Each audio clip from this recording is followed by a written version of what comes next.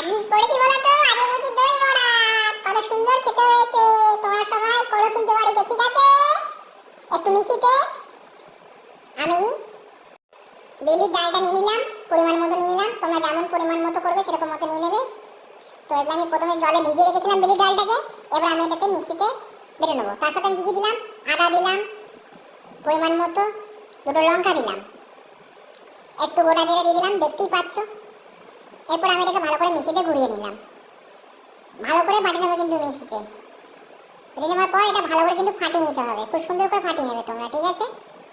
ভালো করে ফাটিয়ে নেবার পর এটাকে আমরা একটা নিনজা টেকনিকের মাধ্যমে, এই নিনজা টেকনিকটা তোমরা সবাই জানো, ভাজলে পরে বুঝতেই পারবে যে ভালো হয়েছে। এরপর আমি তেঁতুলের চাটনিটা রেডি করে নেবো। একটু ছেঁকে নেবো আমরা, যাতে ছিবড়েগুলো সাইডে পড়ে থাকে। এরপর এটাতে আমরা নিয়ে নিলাম নুন, চিনি, তোমরা জানো নিজেরা এলে কীভাবে করতে হবে, পরিমাণ মতো করে নিলাম। একটু লঙ্কাও দিয়ে দিলাম,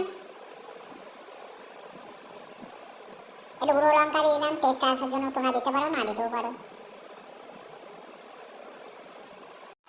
একটু ভাজা মশলা দিয়ে দিলাম। এরপর আমি মিক্সিতে করে ধনে পাতা চাটনিটা রেডি করে নিলাম। পুদিনা পাতা দিয়েছি, লঙ্কা দিয়েছি, আদা আর রসুন 4 কোয়া। এবার একটু তেঁতুল দিয়ে দিলাম। এবার ওপর থেকে নুনটা দিচ্ছি আমি, একটু লেবুর রসও দিয়ে দিলাম, চিনি দিয়ে দিচ্ছি পরিমাণ মতো, একটু জলও দিয়ে দিলাম। এবার আমি কড়াইয়ে তেলটা চাপিয়ে দেবো। কড়াইতে আমি এই বাটারে বড়াগুলো করে নেবো।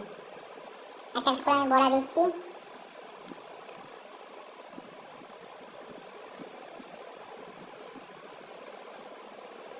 বড়াটা আমার রেডি হয়ে গেছে। একটু লাল লাল যখন হয়ে যাবে তখন তোমরা কিন্তু তুলে নেবে, ঠিক আছে? তুলে নিয়েছি। এরপরে বড় একটা জাম বাটি নিয়ে নিয়েছি আমি। সেই জাম বাটির মধ্যে আমি একটু জল ঢেলে নিচ্ছি, যাতে এই বড়াগুলোকে আমি জলে চুবিয়ে মারতে পারি, এই জলে চুবিয়ে রাখতে পারি। চিনি নিয়ে নিলাম 2 চামচ, নুন নিলাম 1 চামচ। একটু রেডি করে নিলাম। একটু গরম হয়েছে কিনা একটু দেখে নিলাম, না গরম হয়ে গেছে। এবার সব একটা একটা করে বড়াকে আমি এবার চুবিয়ে মারবো। চোবানো হয়ে গেছে। এবার আমি দইটা রেডি করবো।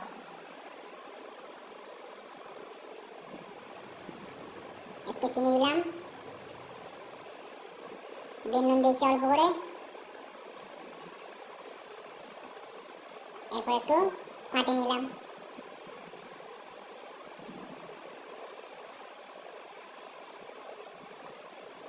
এরপরে সব করে আমি টিপে টিপে মারবো, এই টিপে টিপে জলটা বার করবো। দেবে, বেশি টিপতে দেবো না, নাহলে চাট খেয়ে কিন্তু বাপ বলতে আরম্ভ করে দেবে। হালকা করে চিপে চিপে জলটা বার করে নেবো। আর দইয়ের মধ্যে একটা একটা করে ফেলে দেবো। এই যে আমার রেডি। এরপর আমি ফ্রিজে ঢুকে দিলাম, ঠান্ডা ঠান্ডা খেতে হেভি লাগবে। একটা চাপা দিয়ে দিলাম। এরপর আমরা সবাই মিলে এটা খাবো। রেডি হয়ে গেছে। বাড়ির সকলে মিলে খাচ্ছি। আমি আছে, দিদি আছে, ভাগনা আছে, আমার বড় আছে, শ্বশুরমশাই আর আমি শাশুড়ি, সবাই মিলে ছাদে চলে গেলাম। হুররে, হেভি হয়েছে, খুব সুন্দর লাগছে আজকে আমার। জামাইটা সবার খেতে ভালো লেগেছে, সবার পছন্দ হয়েছে।